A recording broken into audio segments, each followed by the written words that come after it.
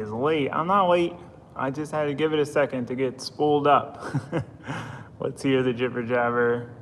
Killed it on the vet. What's next? Yeah, we're gonna get into that.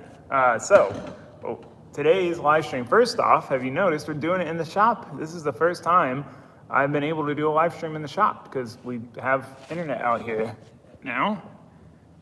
Can you see it? The router? Boom. Internet and a TV. So that's pretty exciting. I've been meaning to do it since we got internet in the shop. Because I was like, we finally can do it. It's exciting. So yeah, internet in the shop. I'm pumped because I did it in the garage. The struggle was always the internet wasn't very good out there. And then doing it in the office, it doesn't, I don't know. I'm jibber jabbering about the way we're doing the live stream, but I'm excited. Even though the shop is a mess because got a bunch of tires to mount, more tires, Corvette body panels, Corvette taken apart. It's not that taken apart. It probably looks worse than it is. It's the little things that we're working on. Just some odds and ends to take care of. Like, hold on, let me show you.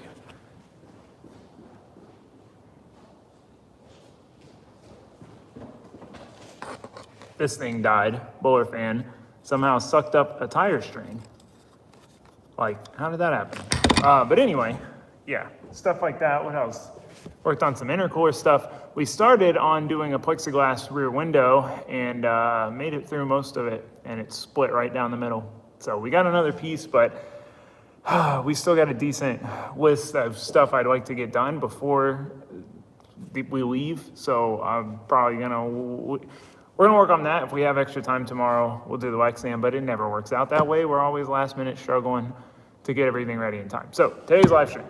It's kind of an update. Not that the vet is almost done. I mean, now that the vet is done, right? Obviously it's not done. We still have aesthetic stuff to do. We still have to wrap it. We're still gonna dial it in, but it's coming to a close. And this build has consumed my life for the last 6 months. Someone asked, have I thought about a wrap design? Yes, I have a plan in mind.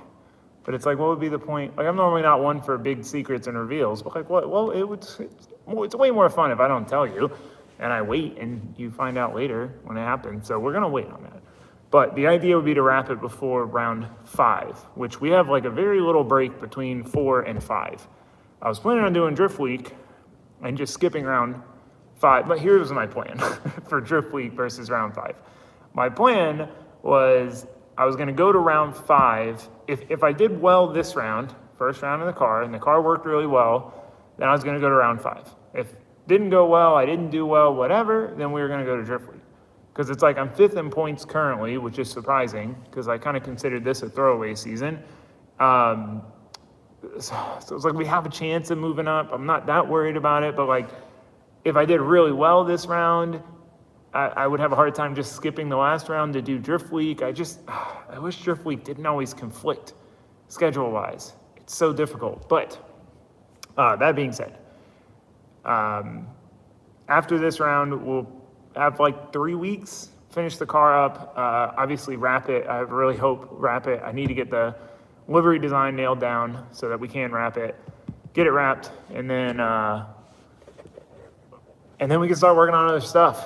I am so, as much as I've loved this build, I am so excited to work on some other stuff. Like, it's tough. It's not that I'm tired of working on this. I really enjoy working on the vet. It's just, I'm excited to be able to work on these other cars. Like, it absolutely kills me. Like, the Safiro sitting over there.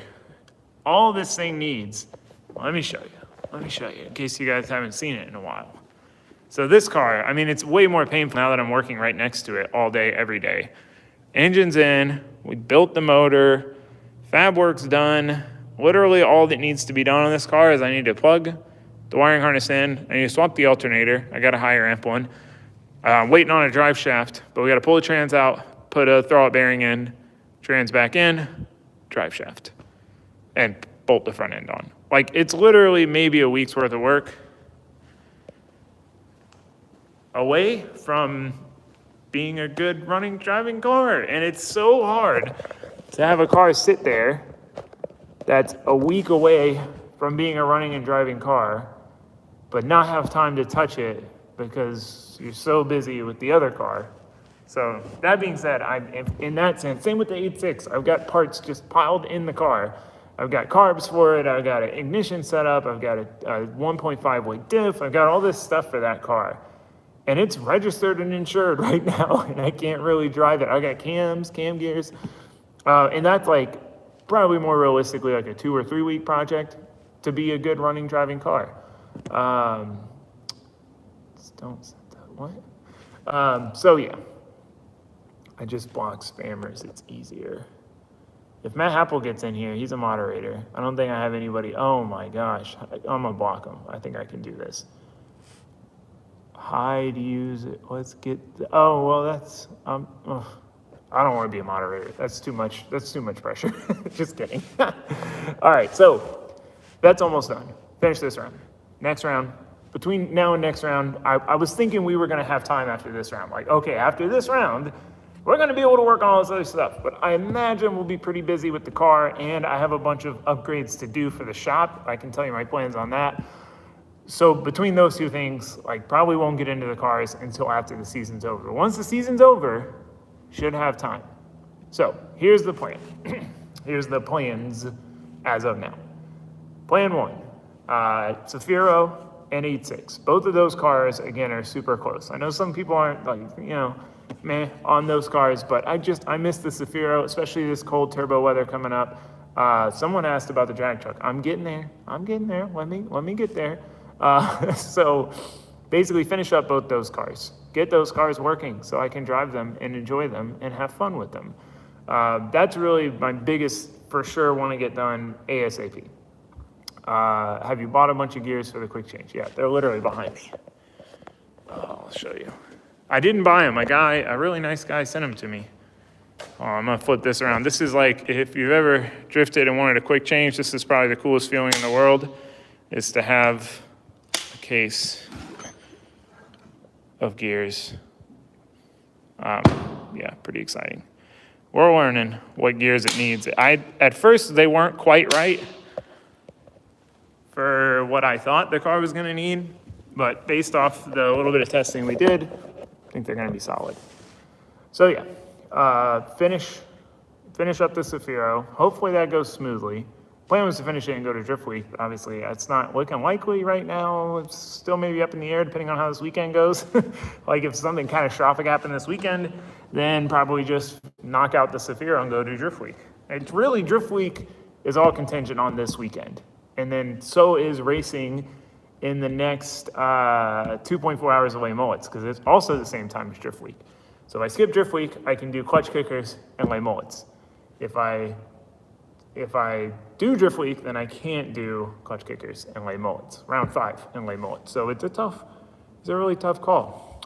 So that being said, finish the Zafiro, finish 8.6, and then the drag truck, the green truck.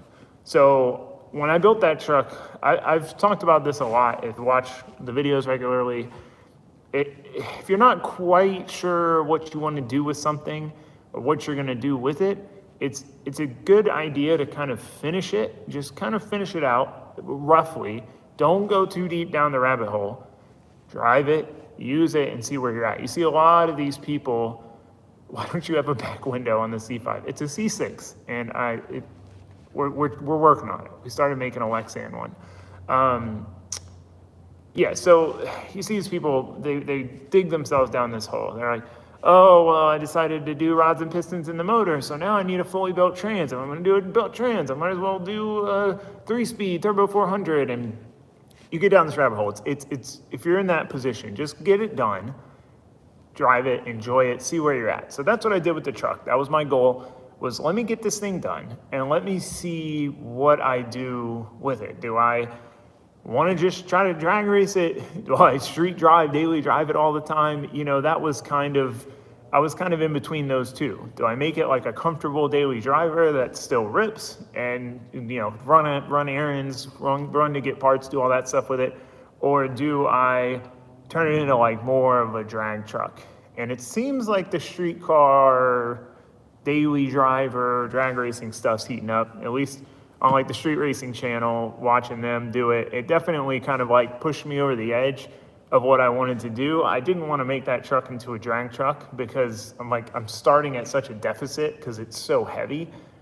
But at the same time, it's kind of perfect for that kind of street car stuff.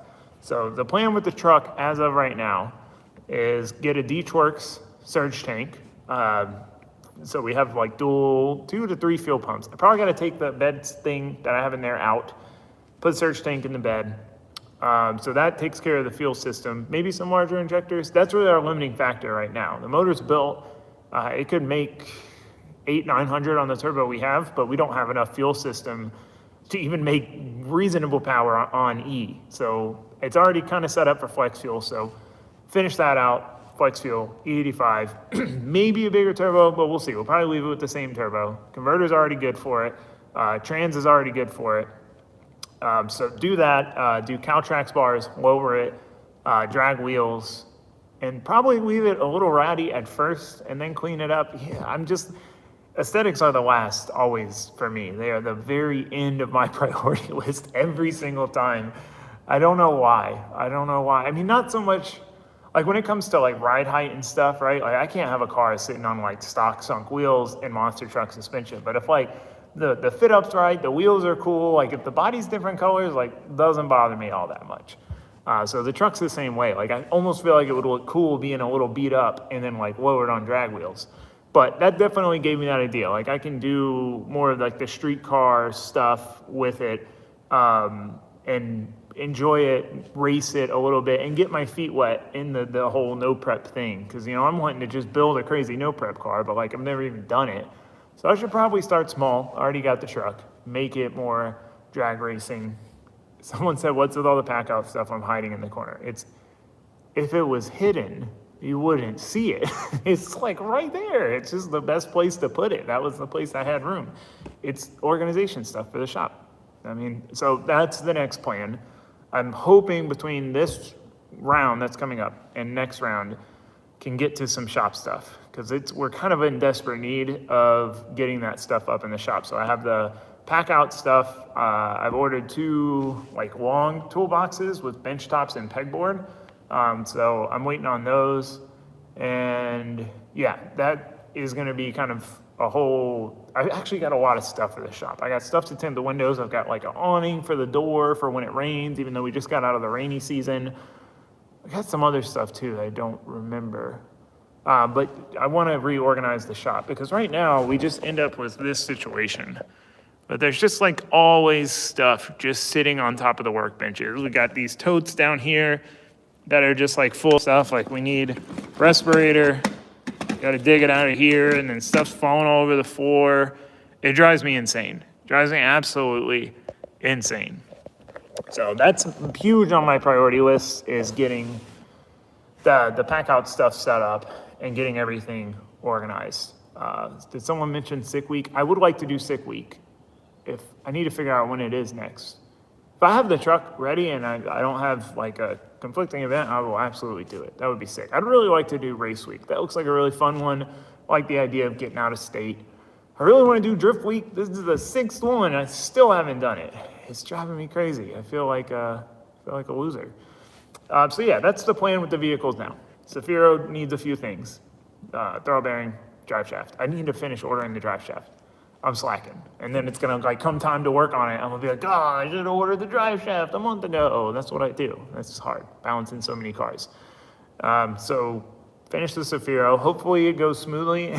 It just like fires up and works like it did before with the built motor. But we've got, since we're running the 1 ethanol now for the Vette, I killed that whole tank, that whole drum, and I filled it with the pumpy that I had left over from the Miata so I could fill my jugs with back and forth. But probably just run that and everything and run it on flex fuel because I'll have it here. It's not such a headache to like have to drive 30 minutes away to go get E. So yeah, Zafiro finish up 8.6, carbs, cams, 1.5 weight diff, things like that. Truck's really the next bigger project. Is getting the truck finished up. Oh, Matt Apple's here. Finally, he can moderate. Someone said Ignite Race Fuel sponsored, but it's not even Ignite Race Fuel. It's 1 ethanol from Real Street. I mean, I'm sure they're all good. Showman got on the 1 ethanol. I'd heard good things about it. The Real Street guys, run 6-second passes in their Supras with it. Pretty darn good fuel. And I mean, I like it so far. It's been crazy. I mean, I didn't have a baseline to see if the car picked up any power, but it seems to run extremely cool for what it is. That last test day, it was absolutely absurd how fast it would cool down. I came off the oval, it was like 2:15, or no, somewhere around there. I parked it, walked to the bathroom, walked back. Like, bathroom's like 100 feet away, if that. And it was at 140 degrees, the coolant temp. Someone asked, Adam L., why didn't you use Crow harnesses in the Vet? So I was going to use Crow Enterprise harnesses on the Vet, and then when I was trying to order them, like, I was having an issue. There was like an issue with the site where it kept saying it was like a spam site, like my antivirus software, and then something, I don't remember, something about that. And then I bought the, what ones are those? What ones do I have? Scroth harnesses, just because I could get them off Pegasus Auto Racing and have them in 2 days. It was one of those things. Trucks running no prep backside fast is 6 second 8th mile. Yeah, but like the true race cars that are doing no prep, like even on backside, they're gonna demolish that truck no matter what I do to it. I did get a hold of Kevin. He reached out to me, Apple. Someone said that I should get him in contact with Kevin at KSR to do a talk show. And he was like, Taylor doesn't even send me data logs, which is true. I was supposed to send him data logs after this test day, and I haven't done it yet. 525S will do 600 wheel on ethanol each. Yeah, so I have like a 440 pump, and I don't remember what injectors. So that's the plan with the truck. Lower it, drag wheels. I'm real excited to see that thing lowered on drag wheels. The real tough thing was going to be figuring out like which way I wanted to go, because like there's big things that impact. Like if I want to make it a comfortable daily, I needed to redo the exhaust. And I'm not going to run dragged tires. I'd run maybe 20s with like a 20-inch tire that's got some grip. It's just very different. So now that I've settled on, like, I want to somewhat drag race the truck, do the sloppy trans brake, all that stuff, we got a build plan for it. I love when people pop in and then they're like, aren't we just going to talk about this or not talk about this? I'm like, well, we've talked about these things earlier. You missed them. That doesn't mean we're not talking about them.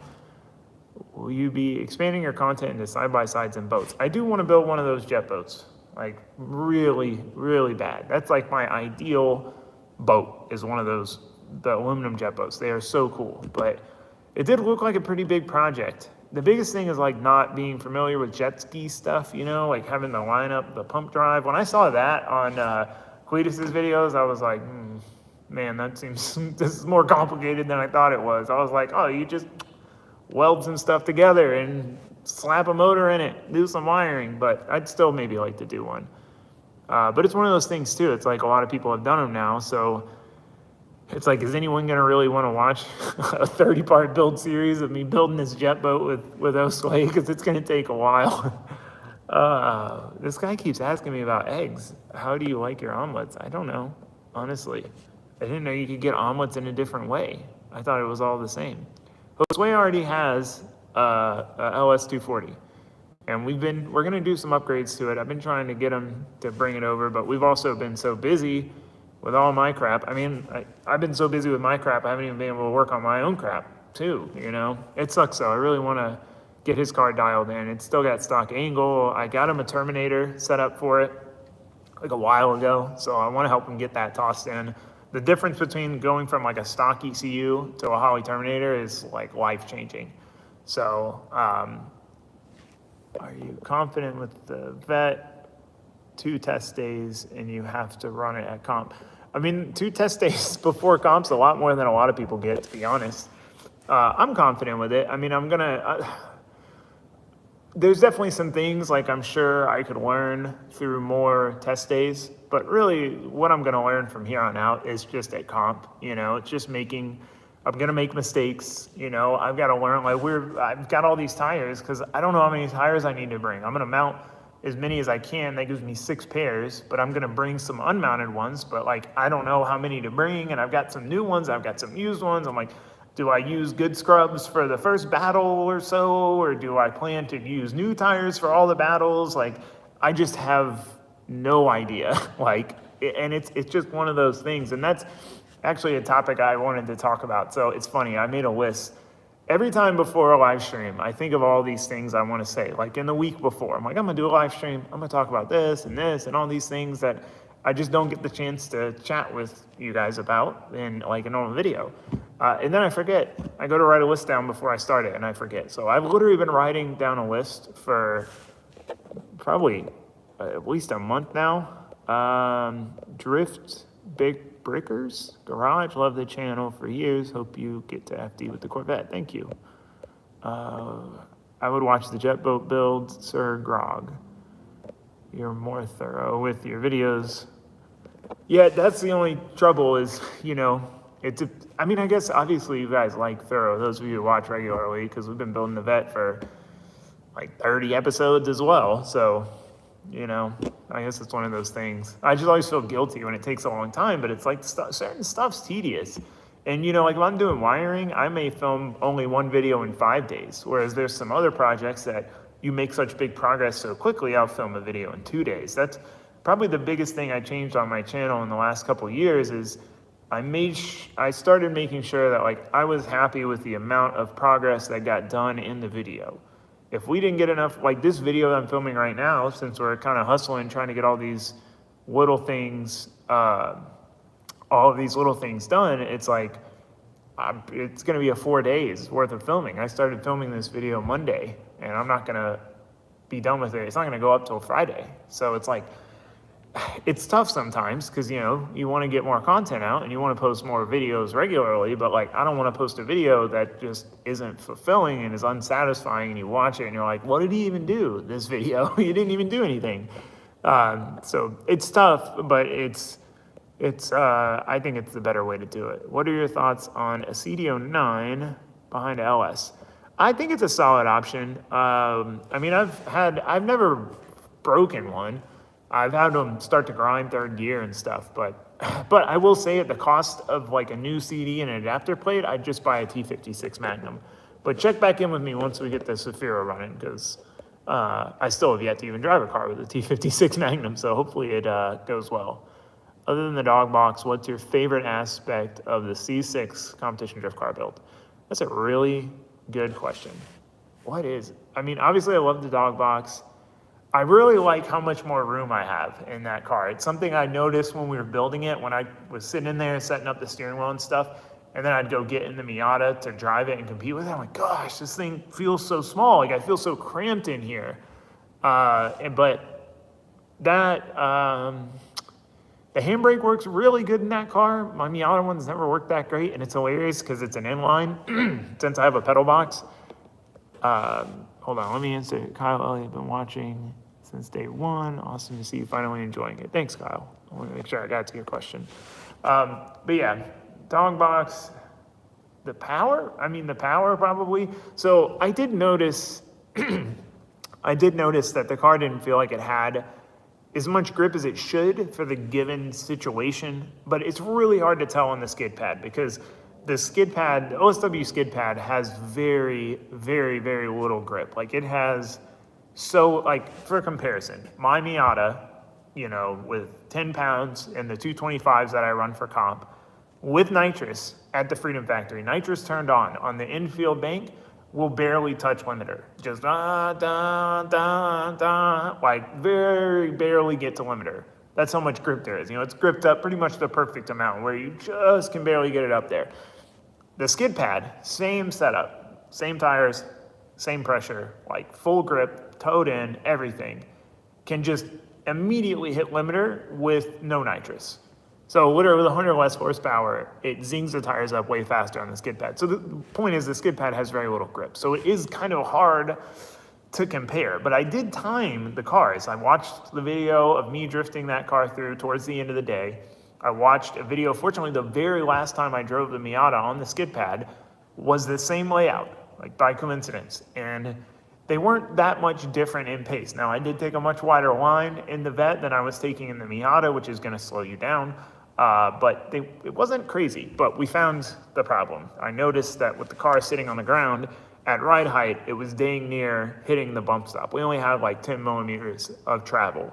And that's just a factor of, we went softer on the spring rate, we put more weight in the back than a factory car. And all of those things culminated until we had very little bump travel. So I could almost guarantee 90% of the time around the track, the car was just hitting the bump stops, which is like as if we had super, super stiff springs.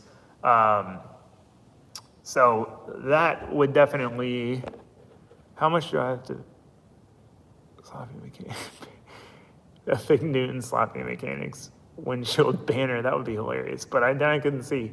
But yeah, so it was riding bump stops. So that was good to figure out because it should have a lot more grip now. Now the problem is I wish we had figured that out before the first test day, not after the first test day because we're gonna go to a track with way more grip. That might need a different wheel speed, and we might have way more grip than we had even same for same, so it's going to be kind of tricky. Can you explain what you meant when you need something to spray the Vet with water in between rounds?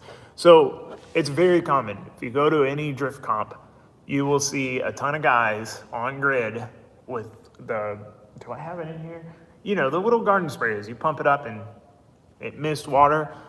Most every car that's this level has a guy spraying it with the little mister thing. And that's just to cool it down. The water, if you spray the radiator or the intercooler, it cools down much faster than just the air. And that brings me to another comment. There was a guy, it's just one comment, but he was like, oh, you criticized, your fans were saying it was gonna heat soak, and what do you know? It heat soaked. I'm like, wow, okay.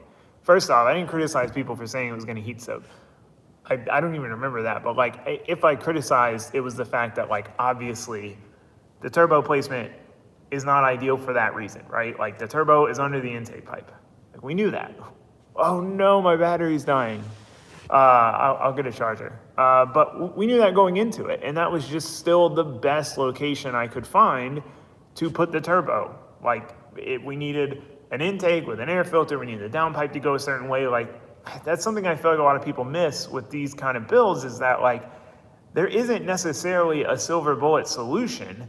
Like there's just certain things like if you place it here, it's bad. If you place it here, you pick the lesser of the two evils. Like which place has the worst downsides? And that place had the least downsides. Now, we did intend to heat shield the bottom side of that pipe going up to the intake.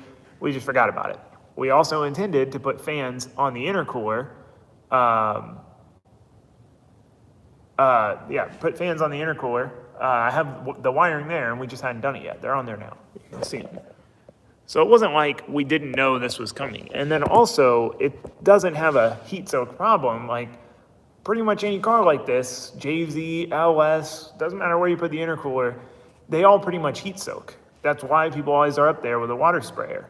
Like if you see Adam, Alec, Dirk, his car's not even turbo, and he's got a guy with a water sprayer to help cool it down in between runs. Because just if your cooling's not insanely good, like it's just gonna slowly creep up. And like, luckily our radiator setup seems to be working really well, but the intercooler is just, it's only being cooled by the air that's going through it. So if you don't have any air moving through it, like it's not gonna really cool down. So it would just kind of sit there, and then after another run, you'd add 5 degrees and it would drop 2. Then 5 degrees drop 2. So it would just slowly creep up to where we're starting the run at 130 or 140. So you have someone spray it, boom, boom. And a lot of people mention building in the water sprayer. I know that that's a thing. If you go very far back and look, I built one in my 350Z to spray the tires, to cool the tires down. So I understand that concept. The reason I don't want to do that is because there's just not enough room for it. Like we are out of room in the car. There's only so many places to put stuff. We don't have any good location to put it. It sucks because it's like sometimes you give an inch and people take like a mile, not in a mean way, just like in the sense that like saying like, oh, the only problem we had was that the intake air temp slowly warmed up. It turned into like, oh, it has intake air temp issues, which is like, it doesn't have intake air temp issues. I know some people who their cars get up to like 200 degree intake air temps after one run. The highest we saw was 147, and that was starting the run at 142. So it doesn't have like some insane issue. It's just when we're doing run after run after run after run, and it just sitting there idling, and it doesn't really ever have time to cool down, it's just slowly going to creep up. So the only time that's really going to be a problem is in practice. In practice, when we're sitting on grid just idling for 2 hours, we're going to need to just spray it down every so often to bring the temps back down to 100 degrees, so that way they can slowly creep up after 3, 4, 5 runs to 130, and then we spray it back down to 110 or whatever.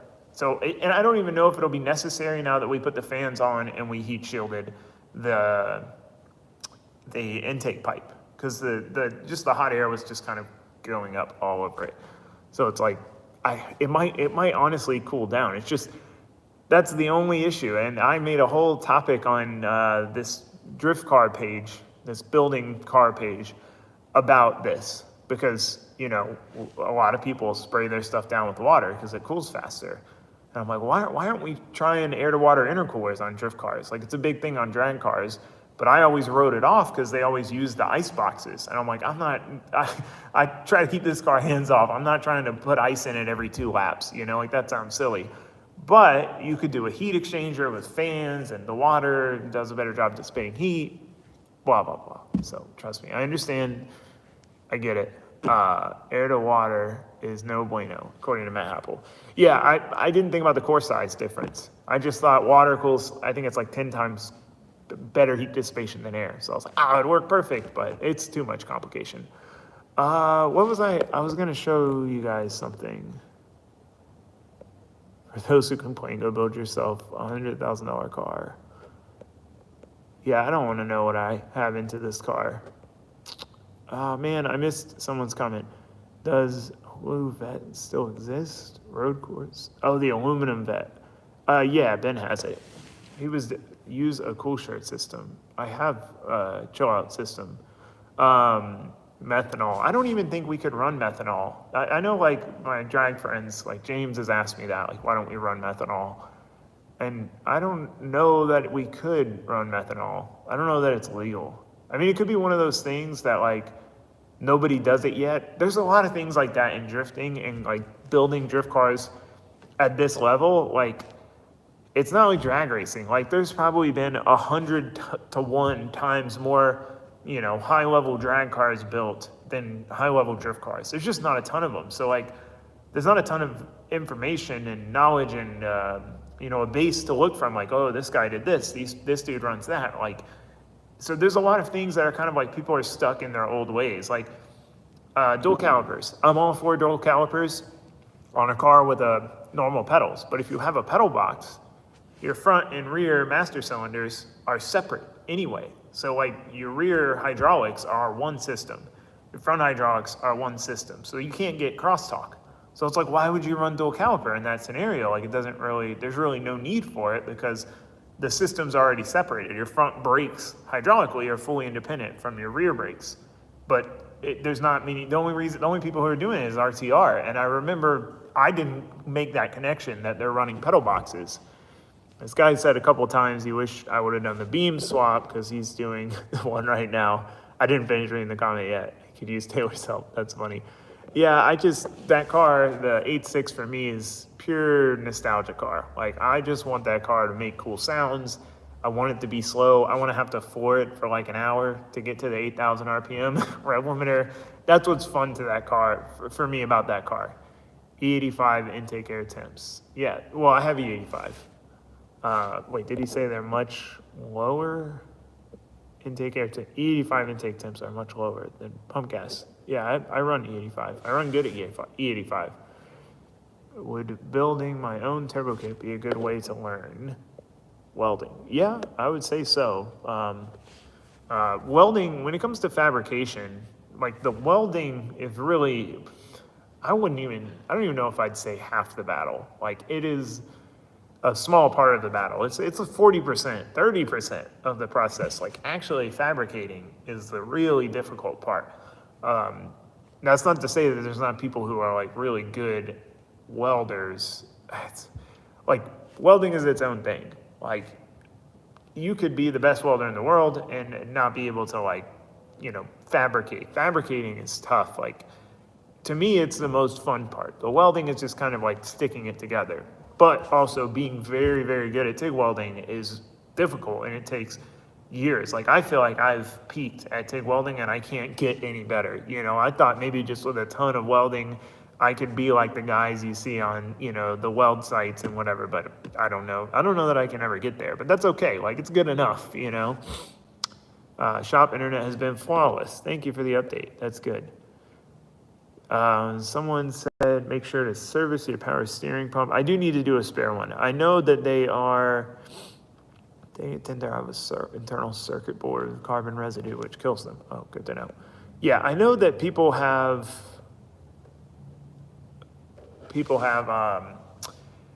issues with them on stock cars, but like on this car, it feels so much better than the Volvo pump that I used to have.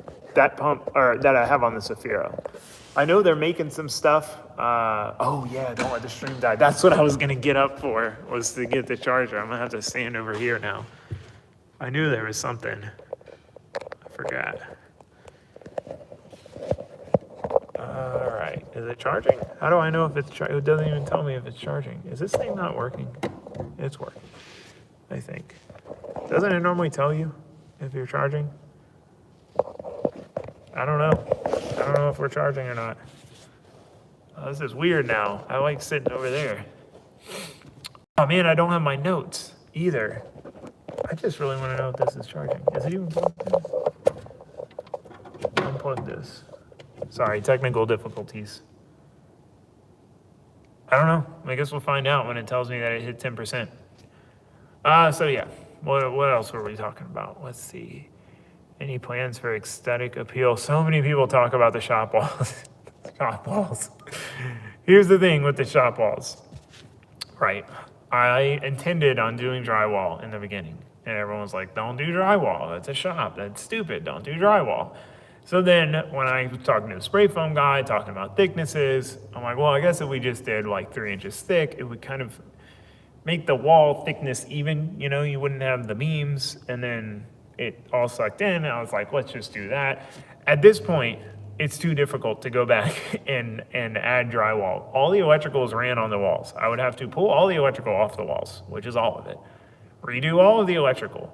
I would also have to shave down the spray foam in most areas to get the wood to sit flat. I would also have to do framing, which is why I didn't do this in the first place. I can't just throw plywood up. Like, I have to frame with 2x4s, like the whole thing, and then put plywood up. So it's just like, at this point, it's too late. Nobody mentioned it until after the fact. And everyone's like, you should have done it. I'm like, why didn't you say that before? Yeah, I mean, in hindsight, I wish I had done 8 feet of plywood. It was just a timing thing. That's the other thing I think people might not realize, is like, it was just gonna take so much more time to do it that way than to just get the spray foam done and get the electrical moving as soon as that was done. And I came to a point where we were just at a time crunch. I don't mind it. I really don't mind it at all. But I understand, like, I see in videos that you do notice it more than I notice it in real life. Like, I really, it doesn't bother me that much. Again, it came back to time. It came down to time. We were trying to build this car, and for me to hold up doing the plywood by doing it myself would have delayed everything, and we might not even be in the shop yet. So, and someone said put up some banners. That was my other thing. Like, the shop's still pretty empty now because we still haven't set everything up yet. We're gonna have organization, we're gonna have more shelves, we're gonna have banners. Like, there's still gonna be a lot that's gonna go on the wall. And that's what I realized was, like, that's what kind of pushed me away from the drywall, was there's really no point because it's all gonna get covered up anyway. Like, the quote I got to do drywall was $20,000. $20,000 for drywall. $20,000 for drywall. I was like, it's not worth it. Instead of shaving the walls, add 2x4 flat. Yes, so I could add structure, which would stick the plywood out, but it's already really tight when you go by my lift to the wall. So if I add another 4-6 inches there and close the whole building in, to me, like, that's not ideal. I'd rather just not have drywall.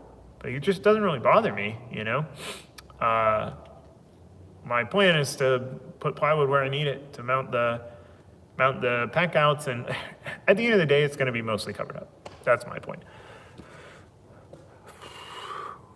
Recommend more power or angle? Carl with a C5. It depends. That's a good question. If you already have angle, I would always say angle. Suspension is more important than power. But if you're trying to do Pro-Am on a fast track, that gets a little bit more tricky. What was this question? Thank you for all the content. You inspire me to strive to reach a level of attention to detail and dedication that you have. Thank you. Ameritude. 23 myths. We need some tailor-made garage banners. I should make some. We care about builds, not drywall. Leave it. Thank you, Cal Formula. What is your favorite food? Honestly, that is a random question. I would definitely say buffalo chicken, anything. Buffalo chicken wrap, buffalo chicken sandwich. That's probably my favorite number one food. Like if I just gotta order some food, I want something reliable, that's what I get. Hold on, I gotta grab his notes. I'm gonna be salty if I'm standing here for this charger and it's not even charging because I can't tell. Okay, I got topics. Like I literally wrote down a whole bunch of topics. I don't know if I've gotten to any of them. Are you still planning on doing the loft? Yes. So that's the other thing. Drywall. With drywall, I need to do the loft first because you'd have to drywall around all the structure of the loft. So that was another thing. It's like there wasn't going to be time to do the drywall and get into the shop or do the loft and wait for that to then do the drywall and then wait for that to then do the electrical. It was just going to add like 6-8 months to the build. So I was like, we're just going to spray foam it, get in, and then when I have time this off season, that's another plan for this off season for me is to build the loft myself, but I don't know. Will there be a title sponsor for the Vet? There's not currently.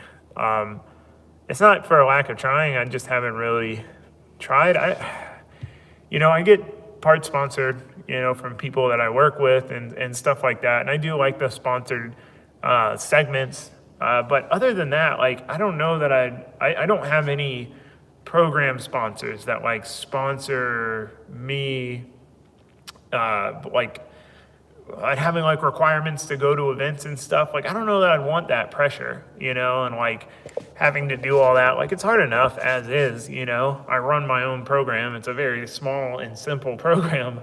So I don't know. I wouldn't want to have that obligation. Like if I can't make it to a round, I wouldn't want to be obligated to make it to that round. Like, oh, well, part of your deal with us is that you had to make it to all the rounds, Just that seems stressful. What did I have on my list here? Oh, yeah, so I was going to get into this earlier. So the Vet, another thing that I think people might not realize when it comes to taking this car to comp is it's more than just a car, right? It's not just like, oh, I finished the Vet, I bring it instead of the Miata. Simple as that. Let's move on with our lives. There's so much that goes around the car. There's specific tools I have in the trailer specifically for the Miata, like a 36 mil socket for the axle nut, which it's different on this car, or this and that. And then spare parts, like the whole trailer currently is filled with Miata's spare parts because that's what we've been competing with. So not only do I have to take those out and put Vet ones in there, but I have to get Vet ones, I have so much little stuff accumulated for the Miata, whether it's like something that I changed, something that I, upgraded, and then we had the leftover one in case it broke, like a bunch of little stuff like that. And now I've got to accumulate all that stuff again. What is the K for? Why are we all doing K? I don't get it. Matt, did you start this? If you started this, I'm removing you from a moderator. I'm just kidding. So yeah, there's just a lot to it, We've learned the Miata, we've learned all those little parts and pieces of the puzzle, like, oh, we need this little thing and this socket and this deal, and we need, these coil packs, and we have all this, our whole program built around the Miata. Now we have to shift that to the Vet. Like, for the Miata, I have 24 wheels. I have 12 pairs of wheels. For the Vet, I have 10. No. 12. Yeah, 10. I guess that's close enough. And then Matt just texted me about the K. I don't know what you guys are talking about. I can't read and talk at the same time. It's always a struggle with live streams. I try not to get too distracted, but I want to read the comments, and I only see like 3 at a time. No sponsors equals a Hello Kitty wrap. I get it. Okay. Don't take out the parts. Just get a second trailer for the. Oh yeah, let me just get another trailer. But I've just got to accumulate that stuff, slowly but surely. So I'm sure there's going to be some things that are going to catch us out, like, oh, we didn't have this one part and we could have fixed the car easily. But I've tried to, I've got spare angle kit, got a rear grip kit and a spare rear grip kit, which isn't on the car yet. Got a spare alternator. I'm going to get a spare belt tomorrow. Need to remember to do that. So yeah, there's more to it is the point. But I wrote that down like 2 months ago or so, when I was gonna explain why we hadn't made it to comp yet, and now we're going to comp, so it's kind of pointless. Vet is not just joined, so the Vet is going this weekend. What do you mean? It's so funny. People will see a car like this and think it's super broken. It's probably 10 minutes to put those body panels back on. We just took it off to drain the dry sump vent tank and changed the little blower fan that broke. It's easy. It's pretty much ready to go. We just got a couple little things that we want to do. Car still runs and drives. We could have taken it as is. Okay, what's the next one? The next one there was a good one. Oh, competing. So something pretty crazy about competing that I was thinking about the other day. I was like, man, I should talk about this in a live stream. So, having won and been to the finals and done well, like when you go into it, like when I go into it now, if I'm not doing well, like you feel like you really want to win every round. And you're like, dang, I didn't win this round. I didn't do good enough to win this round. I lost that battle. I made this silly mistake. And like, that's all you're really focused on. And like all of these people, like are just your fellow competitors, like, and that's what they become. But what I realized thinking back on it is, some of these people used to be like my idols. I used to look up to these dudes, like I used to look up to Chelsea for sure. I used to look up to Alec Honadale. I used to look up to Nate Hamilton. I watched, Nate had this really cool video series when he was doing Pro-Am back in, it had to be like 2011, 2012, when I was new to drifting. And I watched it. I loved the series. It was crazy. And I remember I met him at XDC, at CFRC, and I fangirled. I was riding BMX then. I fell and hit my head, and he gave me a paper towel. I'm like, this is so cool. Like, I'm so cool. I'm hanging out with Nate Hamilton, and now he's just another competitor to me and a friend. And same with Alec. Alec was always really cool to me back then. I was a nobody, I wasn't tandeming yet because I didn't have a cage, I was just some broke kid trying to drift, and he remembered me and would always talk to me and stuff. So I don't know, you just remember those things. But it's crazy that those people, I was watching, rooting on 10 years ago, I'm now competing against them and oh man, I can't believe that, we didn't win the battle and we pushed it only to it one more time. I wish we would have won it. And it's dude, these are people that you watched and cheered on years ago. Showman fixed his car. Huh, I was asking him earlier. That's sick. I need to see what it was. Yeah, so anyway, it's just pretty cool thinking back, to be driving and competing. And that's what's so cool about Clutch Kickers is getting to compete with such a variety of people. People who are new to it, really good grassroots guys, ex-FD drivers, all of these people that, again, I've known for years. I get to compete against Chelsea. I got the battle and I flopped. I lost.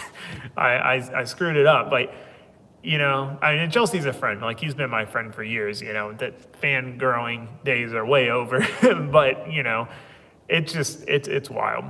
So that's something to remember, is at least we're there competing with these people and they don't take us lightly, now, especially with this car. But, people they sweat us sometimes, you know, and they've told me like, oh man, I'm stressing this battle. And like, they find out they have to battle us and they're worried. I'm like, you're worried about me? Little old me and my Miata? Like, for real? You know, that alone is such a cool feeling. Oh, even if we lose the battle, it's a cool feeling that, you know, people don't take us lightly. And they go into the battle like, oh man, I got to give it my all. Like, that's freaking sick.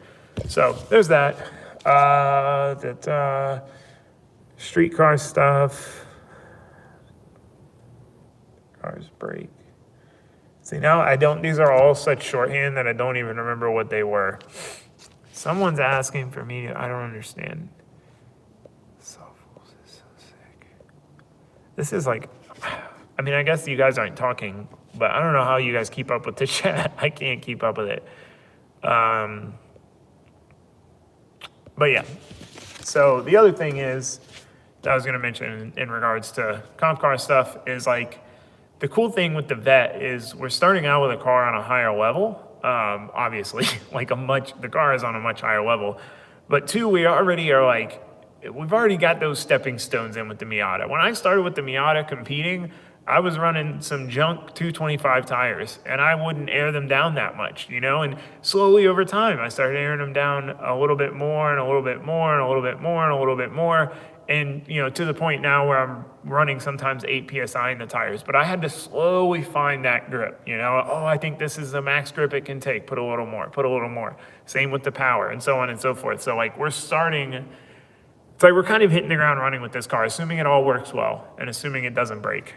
See, like Matt just texted me. How am I supposed to text you back while I'm in the middle of the live stream? Like, how is that possible? Oh, I did have these questions. Way back when you had the C5, your videos gave me the confidence to build my C6 and get into drifting. I've had so much fun with the car and sport because of that. I just wanted to say thank you. Wow, dude, that's awesome. I'm glad you got a Vet. Their seat time cars are the way to go, man. If you just want to go drive and have fun, George said it's having that much power for drifting. Like as far as like the car's power, no. I mean, it's just like your right foot. You control your right foot. You know, like when I started driving this car, people were like, oh, your tire budget's going to go through the roof. And I'm like, yes and no. Like the car has more power, but I still have my right foot. You know, I don't have to be forward all the time. What did Matt say? He will come back around to the truck. What? I don't know what he meant. You don't have to be forward all the time. You know, like it's simple. And the other thing is wheel speed equals tire wear, right? Like people think it's power, but the power is irrelevant without the wheel speed. If you have a first gear that goes to 40 miles an hour and you leave the car in first gear, you could have 2,000 horsepower and like your tires will last you all day because they're not spinning fast enough. So the more wheel speed you have, the more tire wear. It's really like a factor of wheel speed and angle. Like the more angle you're at, the more wheel speed you have, generally the more tire wear. So I do see a lot of people, especially with Turbo LS cars it seems, but cars like that, they seem to gear their cars for like a ton of wheel speed. And from the outside looking in, I don't know. I won't know till we do it, but I feel like they gear it to where like as high as they can for their power level, right? So like they're using all the power, they're forward. But at a certain point, like too much wheel speed, you go slower and you wear the tires out faster. So I intend to like gear my car basically as low wheel speed as possible to still get through the track in the way that I want to and make decent smoke, but not too much smoke. Like smoke is tire wear. I don't want to blow, I want my tires to last, right? So we're going to learn a lot because I mean, the car is geared to 96 in third right now. The Miata's 88. I was like, oh, that's going to be a little too long for the skid pad, but it'll work. It's not too long. The car can instantly hit limiter. I can come into a tight turn and not clutch kick, just get on the gas and it roll right out of it. So there's definitely going to be variation. I figured there would because the Miata wheel's so small that like the same wheel speed is more rotations and there's all this like science and math in it. But again, we're just going to have to learn. That's the awesome thing about the guy sending me the quick change sets of gears is like, we're not really going to know what like works for different circumstances until we try it. And I'm trying not to revert back to my old ways. So I have 96 in it right now in third. And I'm like, you know what? That's probably about right for the infield at Freedom Factory. But then I realized I have a gear that would do 99, which is only 3 miles an hour, but I'm like, that might be better. We might want a little bit more. And I'm like, nah, like it's fine. I'm like, no, the whole point of having this quick change is to change it and optimize it. But I'll probably wait till we get there and see what it is. Someone asked about a PO box. I think every live stream I say I'm going to get one and I still haven't got one. There's a lot of things that I say I'm going to do that I don't do because I'm a slacker. Fast car. Street car stuff. I did think it was interesting. I was watching the Street Racing Channel stuff, and then I noticed that Street Outlaws even had come out with like a street race car show for vet data logging reminder plus pet treats. Thank you, Tim. That's funny. Street cars are like definitely, it's interesting to hear other people try to explain the street car situation. Like people that race hardcore, you know, like real full race cars, doing it on a high level, then they get a street car. And it's like everyone has the same thing, but nobody can really put their finger on it and explain it. Cause like they'll start saying, you know, oh, it's so much more fun. And they're like, well, it's not necessarily that it's more fun. Like obviously if it was more fun, we wouldn't be doing the super expensive, tiring, exhausting thing that is really racing. But there's something there, and it's like really hard to put your finger on it. But I think what it is with the street car, which is why I like the Zafiro so much, there's no expectations, right? Like if I take my LS Miata to OSW, like with me and Ben or whatever, you know, if I'm not doing better tandems than I've ever done in my life, I'm like, oh, this waste of time. Like, no, it's not that I really truly think it's a waste of time. It's just like, I'm not having fun if I'm not progressing, you know? I'm like, oh, I'm here to do better than I did before, you know? And with the Zafiro, it's like, it doesn't matter, you know? Like you're just there with no expectations. So like you go into it with no expectations, which is cool. Street Racing Channel has it going with the slow car stuff. Yeah, no, for sure. I mean, that's what made me realize like I can just turn the Vet into like a drag truck and do the slow car stuff, which would be perfect because it's a big, heavy pig. But it also allows me to kind of get my feet wet in the no prep stuff. What did you think about his new truck? I'm not a Ford guy, but I really like it. I don't know if they're talking about my truck. You should do the Circle of Drift podcast sometime. So shout out to them. They're doing a really good job with like their podcast and how they're doing the reels thing. Like I feel like that's kind of a new thing that a lot of people are doing, and it's clever where they have a podcast and then they take the snippets, the interesting or controversial parts of it and put it on reels. So they definitely seem like guys that would be fun to have a chat with. Not me just talking by myself here in the shop. I feel like we get along well, but I struggle. Jimmy Hooks has a podcast? Why does everyone have a podcast but me? I've been wanting to do this forever and I still haven't done it because I'm a slacker. I don't know how people have time for like to do a podcast on top of YouTube. It's pretty much all the time, all I've got time-wise to get a video up every like 3 days, you know, like that's pretty much everything I've got in me time-wise. And even then it's not enough, and it's not till 4 days or 5 days. And that's with taking no days off. So I don't know where people find time to do a podcast because I've really wanted to do one. I mean, that's why I do live streams, because I like talking and there's all these topics that I want to talk about that are fun to talk about. And it's like the only real way to get all those thoughts and information out there. I do struggle though. I think a podcast I would do better because I can't get distracted by the comments, but then half the fun of the live stream is the comments. Your thoughts on Barra builds? The Barras are cool. I don't know. They're just, I don't like doing things just to be different. You're doing it now. What? Oh man, I had a good topic. Oh, I've got a really funny story. This is a random one. No, I did not gusset the turbo mount. I think it's fine. I might gusset it. We'll see. So this is a funny story involving Hurt, if you guys want to hear it.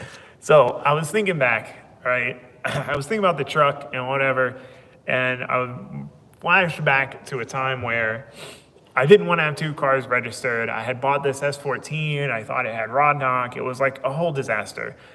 It would take me a long time to explain all the trading, but like back when I was younger, I didn't make any money. You know, like I made enough money to like pay my car insurance, pay my phone bill, eat food, you know, like that was it. Like I didn't have any money to like really build a car. So I just always trade, right? Like, this car's got coilovers and I'm gonna trade for that car. And then I just trade. I mean, sometimes I'd have cars traded before I even got the title in the mail, which is why I started always getting them printed.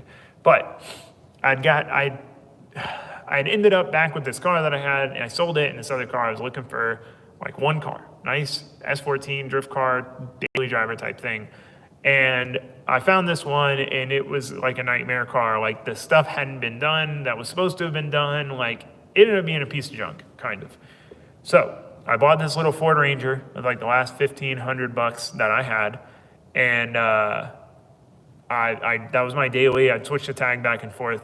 So there was an event, and this also hits on like how I used to be that type that would push to do an event, you know, work all night. And like now I realize that's silly. Like if I were to work all night tomorrow night or Friday night and show up to the track first thing Saturday morning and try to go compete on no sleep, like I just know I'm not going to do well, you know? So anyway, back then I didn't know these things. And the night before the OSW or the CFRC Aftermath event, which is when all the pro drivers would come, that was when FD for Florida was in West Palm Beach, and they would go to CFRC, and a lot of them would go, and I wanted to go drive in tandem with the pros, but you needed a cage to do it. So we took this cage. My buddy had cut it out of an S14 at the junkyard. There was a cage in an S14 at the junkyard. Cut it out of the S14 in the junkyard, put it in his S13 coupe, which like that's already probably sketchy enough, right? But then we cut it out of his S13 coupe and put it in my S14 to make it to this event and be able to tandem with the pros. Like I just wanted to tandem with the freaking pros so bad, even though I had very little tandem experience. Like looking back, it was very stupid. But regardless, we pulled an all-nighter, put this cage and swapped from this big turbo it had that didn't make boost download to this stock little turbo with an open downpipe because it hit the steering shaft. It was a mess. And then I towed my car there with my 4-cylinder, 5-speed Ranger on a tow dolly. And I remember going down the highway, I had to be in 4th gear, pegged to do 65, and then it would overheat and I'd have to slow back down. So anyway, point is, what I'm getting at, I go to this event, and the cage in hindsight was really, really bad. I was working advanced commercial at the time. This customer had given me like a stick of, in hindsight, like I feel like it was just a piece of like mediocre mild steel, but regardless, it was some piece to like finish out the cage. And my buddy, who didn't have much welding experience, welded it in with a lunchbox welder. And the A-pillar bar was like 4 pieces, like by my head, the A-pillar bar. It went like this, and then this way. It literally, you could obviously see it was multiple pieces. So what we did was we duct taped the whole cage up so that you couldn't see the literal flex core 110 volt welder welds on them. I mean, it was bad, but like I tried. And I remember Hurt came over and he had his LSRX-7 at the time, and it was already like the cool orange then. And he was like, man, I'm secondhand embarrassed by this cage. And I was like, I just remember I was like so hurt at the time, like, dang, dude, like I tried, like this is all I could get. But in hindsight, I 100% agree. Like looking back now, I'm like, I can't believe I was the guy to bring this car with this like glued, duct taped in cage to an event. Like, but you know, I was just trying to get it done and do what I had to do to go drive. But it's just funny, like in hindsight, looking back now, like I could see myself saying that to someone.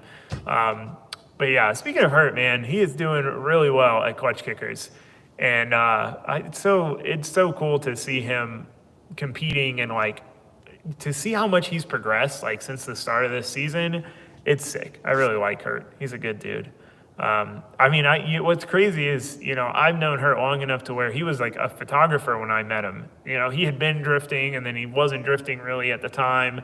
And he was taking pictures. Like, I remember him being like, yo, I got some sick pictures of you. And it's crazy to see that transformation. It's crazy how much changes. And it reminds me how many years I've been doing this. I started drifting in 2010 or 11. I'm not 100%. I want to say 2010. I graduated in 2011. So it had to be 2010. I don't know, somewhere around that range. But yeah, someone said they're late. You missed a lot. We're coming up on the end. Someone said, what's the plan with the fun and CFRC days? So he said, yeah, CFRC was awesome. CFRC was like, whenever someone looks back, right, on when they got into something, like, it was always better then. Like, everyone always says that. And it's part of like your association with it. Like, you were just getting into it. Everything was so new and exciting. So of course, like, it seemed better back then. But CFRC days were the days, man. That was, there was just a time to be alive. Like, we had, things were reckless. We had so much fun. Like, we had crazy events there. Man, I miss CFRC. CFRC was a good time. The events were always packed because it was in like OBT area of Orlando, so like a lot of people could, like, it was just a totally different vibe than it used to be. So, or than it is now. And none of it's bad, it's just it changes. It always changes. And that's kind of what I tell people. Like, the kids who are getting into it now will look back in 5-10 years and be like, man, it was so much better when we got into it, yada, yada, yada. Nitrous cryo kit for the intercooler. So, like, I understand, the intercooler is fine. Like, it's fine. Like, it's honestly runs cooler intake air temps than I thought it would. I'll show you what we did. Like, it runs really pretty cool for a car that makes 1,000 horsepower. Like, it's just gonna heat. We got fans now, which I had already wired the fans in. So now we got fans. And then we did a heat shield down here. Well, Sway made this. It's actually pretty slick. So it's the dimpled die, like the dimpled heat shielding. Then it's got 2 layers of header wrap and then the dimpled heat shielding again. So it's like a sandwich with heat shield or with header wrap in the middle so that the metal doesn't heat soak the aluminum, and then thermal tape. So I think that'll help a lot, just because obviously there's going to be heat coming off this, and hot air rises, it's going to rise up, and the intake air temp sensor is right above it. So, I mean, all in all, our temps were really pretty good in the grand scheme of things. Like, it really just didn't get that hot for all things considered. It just, again, I mean, that's why I had the wiring provision for the intercooler fans, because I knew we were going to need something to just get airflow moving. That's one thing when you do a car with a rear mount radiator is, you know, normally if you had an intercooler up here, you'd have some airflow happening, even if it's behind it. Because there's going to be some air movement. The radiator is going to be sucking in air that's going to move through the intercooler. But when you do a rear mount radiator and your fans are back there, you don't have any fans up here at all moving the air around. So that always makes it, again, just a thing that I knew needed to be done. Someone mentioned the heat shielding all colored up. Yeah, no, it's crazy. You can see too, like, where all the hot spots are. Like, it gets really hot right there. It gets hot right here in this corner. The O2, the exhaust housing's pretty hot, but then the downpipe has like almost no color to it. So you can tell the downpipe's not getting anywhere near as hot as the rest of this. And really up here is probably the hottest. Right in here, back here doesn't have that much color. All in all, like, it really does super well with heat so far. I don't want to jinx myself on that, but I'm definitely very happy with how it's ran. Off the top of my head, 86 ambient, 220 outlet, 82 outlet, what? I don't know what Matt was saying there. But yeah, so all the hard work on the cooling paying off. Yeah, no, for sure. I mean, trying to plan that stuff out on this car was definitely important to me. You know, Turbo LS, you got a lot of exhaust stuff running back and forth. And one of my biggest concerns when I built the turbo kit was the fact that the downpipe goes right by the steering rack, right over it. And I was like, you know, if that heat soaks the steering rack and we start like the power steering starts boiling the fluid, you know, that's going to be a really hard problem to fix because we probably have to rebuild the whole turbo kit. And, you know, there was little things like that that I was worried about that almost by the time the car was done, I forgot about. And I honestly forgot about that until like today. I was thinking about it and I was like, oh, that's right. Like that wasn't an issue. Fortunately, so far wasn't an issue. Yeah. Chelsea even said this build is so clean. Oh, that's nice of him. Yeah, I tried really hard on this car to implement everything that I learned with that car over the years, you know?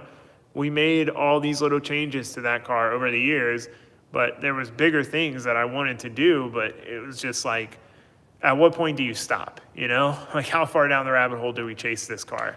And that's why this car, I wanted to take my time and I wanted to make sure that I did everything that I wanted to do to where I at least took all the knowledge that I had and all the things that I had learned and put them to use. I didn't skip that stuff because like, oh, I don't want to because it's going to take more time, you know? I want it to just work. I just want it to work. I don't want to be able to just drive it. Someone asked about the wrap. Yep, planned for after round 4. Ask Chelsea help you setting it up. I think I've got it pretty figured out. Plus we're gonna be changing it. Are you going to be making ducting for the plexiglass? Yeah, I'm gonna cut a bunch of holes in the plexiglass. So we've been trying to make our own. I'll show you the failed attempt at that. Unfortunately, we were doing so good, man. We were so close. We were literally about to finish bolting it in and it broke. So that was unfortunate. We were so close. Now, the reason I didn't just buy one, because they do make them, they sell them, but one, I couldn't find any in stock. 2, I'm gonna cut a bunch of holes in it. So I was like, I'm gonna be real salty if I spend $600 on like a pre-molded one, and as I'm cutting giant holes in it, I break it, you know? So it's like, it's a tough call. CJP, service me, a pretty smooth person to talk to. It's cool to soak in the knowledge. You gave to Stu Kelly on his Lincoln LS. Stu Kelly's a really cool dude, by the way. Met him at Riverside. He's got a Lincoln LS drift car with a LS in it. Cool dude. Oh no, it said 20% remaining. I think we're good though. I charged it. What is Ben planning for the next season? Ooh, that's a good question. For those of you who are familiar with Ben, he sold his blue car, so we no longer have matching cars. First off, I told him he should sell it when the dude offered him what he offered him for it, but he was all giving me crap about getting rid of my car, which I haven't done, and then he gets rid of his car and we don't have matching cars. He sold his blue car. He kept like some of the parts he needed off it that were originally for his new car he was building, that didn't fix the problem that ended up being another problem that he fixed. Anyway, he sold the blue car, kept some of the stuff he needed. He's building a K-Series Miata, which we had talked about this a long time ago, and I was like, we were going back and forth on different stuff, and I was like, dude, if I didn't want to build a car that could maybe be legal for FD someday, if I decide to go that route, I would build a K-Series, turbo K-Series Miata. Because we weighed his red car that he had in the beginning, which was a 1.6 turbo. It was a very simple car, but it had a cage and all this stuff, and the car weighed 1,980 pounds. Our cars are 2,500. Mine's 2,540, 2,530. His was like 25, pretty much almost the same weight. So if you could shave 500 pounds off our cars, have a responsive turbo that makes, you know, let's say 600 wheel kind of capped out on a K24 and a Miata, so you would make more power than my car makes on nitrous and be 500 to 600 pounds lighter, I'm like, that thing would be an absolute rocket.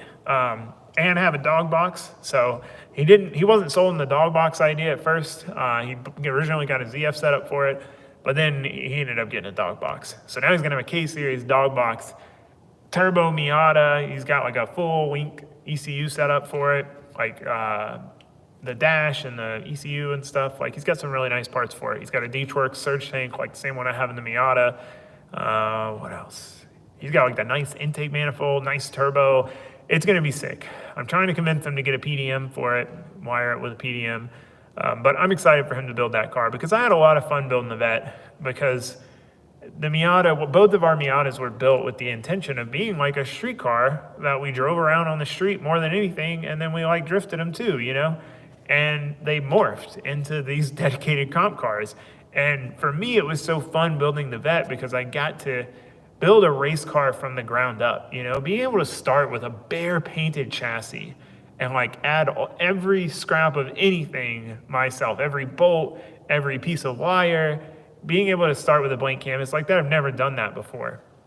You know, the Miata, I put a lot of the stock stuff back in. It still has interior. So I'm excited for him to build that car. And I'm kind of living vicariously through him because I think on a budget, that is the most competitive car. That is the most competitive car you could have per dollar, right? Like, it's going to be, the lighter a car is, the less it wears out tires, the cheaper it's going to be to drive, and the less tire you need to be fast. So he can run the same tire I run on the Miata, the 225 Nittos, and that car could be an insanely fast rocket ship. I mean, who knows? It could be faster than the Vet. Maybe, I don't know. It's tough to tell. There's not enough data points. There's not enough people who have very different cars, but yeah, so I'm excited for him. I'm excited. So he's not doing the rest of the season, so he's not going to be at this round. I mean, he was having trouble, and it just wasn't off to a great start for him, and he wasn't sure. He was kind of like halfway in on building the new car, and then he finally committed to building the new car. I also convinced him, he had some issues with the SR and his S13 Coupe, and I convinced him to put an NA K-Series with ITBs in that, which he is in the middle of doing. He sent me a picture during this live stream of the engine bay painted, so I'm real excited to see that. I'll have to go over there and do an update. For those of you who remember the days of living with Ben and working out of that shop. So, are there any more of these? I have so many topics, and I'm looking at them, and I'm like, meh, you know? Oh, just funny tidbit on haters. I think it's really funny that, like, I realized this after the fact, but there's a lot of people, you know, who will comment and rush you and be like, oh, you're milking it, you're taking too long, blah, blah, blah. But then those are the same people that when, you know, some other YouTuber rushes a build, gets it done super, like, lightning fast and has an issue, they're like, you idiot, you don't know how to build a car. Like, I knew you didn't know how to build a car. And it's like, no, that's just like how like these people are churning out a build in a week or two. Like, there's gonna be problems if you build a car in a week or two. Like, nobody is immune to that. So it's like, on one hand, they'll criticize you for being slow, but then when you go fast, they'll criticize you for your failures. You know, it's just, you can't win. That's one thing you will learn if you ever do YouTube, social media, is you can't please everybody. And it's tough. You know, it's tough to accept that, you know, because you'll do something one way, people will complain, you'll switch it, and then people will complain that you switched it, and it's just like this constant battle of trying to please everybody. And you just can't. You can try to find a compromise, but you can't please everyone. Someone keeps asking for a tool update. Well, you want me to give you I can't give a whole tool update right now. I got a lot of tools. I mean, it's pretty much all the same stuff. The live streams are a place for Taylor to jibber jabber as much as he wants, and we like it. Thank you, Patrick. Someone said, is this all jibber jabber? I like when I had a guy click on one of the live streams, and he was just like going off about, you know, stop doing these videos, like, what's wrong? I don't remember what he said. But I was like, dude, like, I didn't know that you were forced to watch every single one of my videos. Like, I like talking, and I like sharing these topics with people in long form. It's nice, it's fun to do. You don't have to watch it. Tool update, what you have nowadays would be cool. Yeah, I haven't done a tool update in a long time. Why people ask the same questions over and over? I'm saying, dude, I'm saying. Taylor gets a chance to jibber jabber. It's nice. Yeah, I don't think I got onto as many of the topics I wanted to this time, but I want to add this. Whatever. There's still a few more, but again, I've been writing these down for like months because I always try to write them down right before, and I can only remember like 2 or 3 of them, and then afterwards it's like, oh man, I really wanted to talk about that, and I missed it. there was a lot, man. I was getting deep into my life when I was younger and saving money and, the concept of like, when you have your own business and you're self-employed, people often think that means you can just take off whenever you want. Like, oh, you can just, what do you mean you gotta go to work? You're your own boss. Like, what do you mean you gotta go? Like, that's not how it works. I mean, it's not how it works if you want to do well and for it to keep working, right? Like, I work way more now than I did when I had a normal job. Make a second channel called Jibber Jabber. See, this is why I need to do a podcast, so I can jibber jabber. Someone asked, I can't answer that one. Any nice fab tools that you are planning on getting in the future? That is a really good question. I'm going to get a drill press. I would like to get a mill, but I don't know if that's out of the cards at the moment. There was another thing. I would like to get a big metal brake, like the big one that you can do like more sheet metal stuff with. I'd like to get some more sheet metal working tools. There's a lot. Budget-friendly welder. I'm excited to see you run the Corvette in comp. Next to come is FD. We'll see. FD is just so insanely expensive. Thoughts on fuel tech ECUs? I don't have any experience with them at all. I don't have really any. I really like Holley for an LS. I feel like, to me, it's kind of a no-brainer. It's an ECU that's really designed around the LS. Either the Terminator if you're on a budget, or the Dominator if you want like a crazy ECU. Like I still have 2 full plugs left over of inputs and outputs, and the ones that I have aren't even full. Like, it's crazy. And then I like Haltech for like import stuff. Bryant, you didn't even ask a question, dude. Thank you, though. Jibber Jabber podcast has a ring to it. That's a good idea. See, here's the thing. Maybe you guys can give me some insight with a podcast. It's like, I feel like for it to work well, it would have to be about more than drifting and more, maybe even than just cars. Like, I don't know. It's like, I feel like it would be tough to get started. Like, fortunately, I do know some of these people that people might want to hear a podcast of. But also, like, trying to nail down the time for those people. Like, I have a hard time making a time to like go do a certain thing other than like my day-to-day working. So trying to find someone, like trying to get someone's time, because I feel like I'd want to do an all in-person podcast. And I feel like that might be unrealistic, but I don't want to do the Zoom call stuff, like I'd like to do it like Joe Rogan does, like just like a straight up in person, but trying to find the time, like the people that I could, like, like trying to get Adam to find 2, 3, 4 hours to like come over and film a podcast, like, that is, I don't know if that guy has that in a week's worth of schedule, you know what I mean? Like 4 extra hours, like, he's got so much going on. And like, so do most of them, but could just do it, just do basically this. I was trying to get Josue on, but we're also going on a trip. So I was like, you should go home to your girlfriend. So I always feel bad when I'm working late the nights before I leave and I don't get to hang out with Chrissy. As much as I'd like to, like I'm still out here in the garage. Does anyone know what time it is? I can't see the time on my phone. But yeah, I want to get him to do it, but I was like, I don't want to make you do it on short notice and then you're going to be all uncomfortable. Thoughts on a Jibber Jabber sweatshirt? I do want to do another sweatshirt. I have a Garage Boat one. For anyone interested, garagebuiltco.com. I think we might need to do more. Who said they wanted to do a podcast with you? We ask, what are your hobbies out of cars? Yeah, I need to watch more of the Sloppy Mechanics podcast. It's 9. Oh my gosh. All right. I gotta get out of here. 30-minute podcast at events. Ooh, that's kind of a cool idea. See, I feel like I'd want to talk for 2. I mean, I've been talking for 83 minutes. That's a long time. But yeah, I want to get Josue on the it's not a podcast, on the live stream sometime. I think he'd have fun. Get you guys to get to know him. He's one of those people, like, he's a little quiet if you don't know him, but like once you get to know him, he's not quiet. So like, you just gotta get to know him.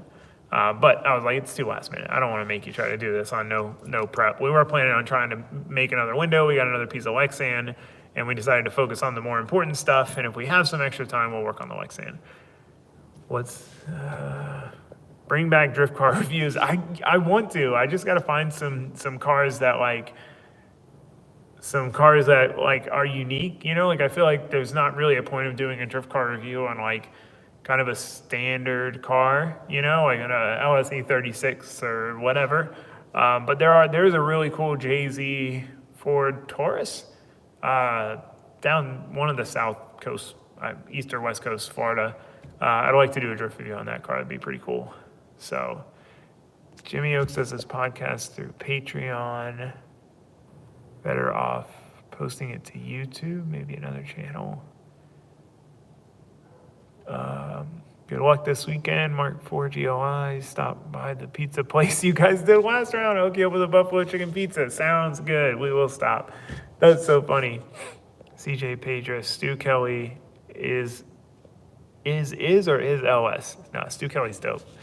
That was really cool getting to meet him. I got to meet a lot of cool people at Riverside. I really had a good time going there. I'm hoping next year we can do a lot more traveling. That's really my goal for next year. It's like less building, more traveling, though I love building. But I want to travel more. I want to go to a bunch of different stuff with the vet and build in between. Get all these cars back up and going, you know, Zafiro, 8.6 truck, turbo truck, get that stuff done, and then dive into some sort of deep project. The turbo truck will take up like the no prep build, because that's kind of what it'll be for, just like a street car version. And then I really love to build like a full tube chassis, like mid-engine, transaxle rear-wheel drive with like a Hayabusa V8 and put like an old Datsun 510 body on it. Like something like that, some build that's gonna take me like 5 years, and then I can just enjoy the full process of building without any rush to get it done. Just like something crazier than I've ever built before, but like a long timeline type of build. But again, I don't know if people would be down to watch me build a car for 3-4 years, because that would be a long project. The people that the Magic Mike, Motorsports Engineering's another guy building a car like that.